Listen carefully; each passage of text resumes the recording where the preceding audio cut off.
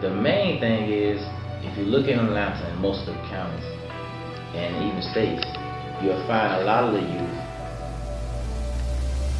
has been lost. Not just in churches, not just in mosques, not just in synagogues, but as a whole, black, white, Puerto Rican, Mexican, we've lost a way to communicate with them. And I sat and did 25 years behind those walls, and I seen so many young men come inside those walls as almost as if it was a rite of passage, that this was meant for them to do, as if they gained their manhood by going to prison. So I took the Bridge Foundation and say, if I could go in a place like that and come out hopefully better than just 20% or 80% of the African American men or the young men out there today, then here's a roadmap for the rest of them. I want to be the role model that said it can be done, not just for those who went in the inside, but those on the outside too.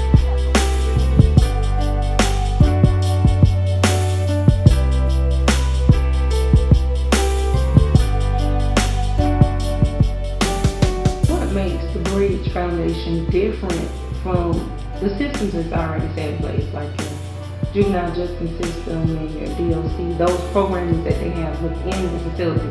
How is the Bridge Foundation different? You said a key word about it's already set, and that's one of the problems.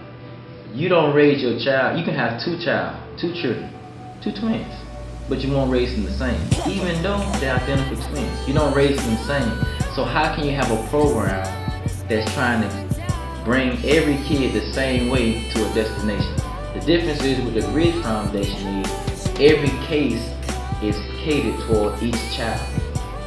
Every case is different because the bridge for you to become an adult may be shorter than some other kids. There's some kids who need a longer bridge to get over these trials and tribulations and family abuse, poverty, gangs. They need a little while. Some of them, they're almost there. They just need a smaller bridge. So each kid that we deal with is going to be organic, not something that's written in stone.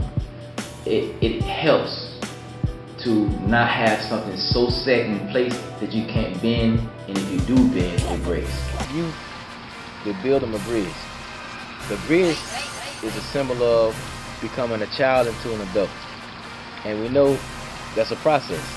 And that process needs a degree of guidance. So we're going to build bridges for these youth to go over the gangs, the violence, the abuse. It's to take a child from childhood to adulthood in a situation that they can do it. Instead of having a pipeline to prison, we're going to create a bridge to success. What are the programs that you have set in place to bridge the gap? We're going to deal with family violence, education, which is be the number one. One of the main factors is before we even start saying, okay, I'm going to put him in this class, job awareness, faith-based, like I said, family violence. First thing we want to do is we have to change the process of them thinking. We can put them in school, we can get them jobs, but until the process of them thinking change, then we're just spinning our wheels.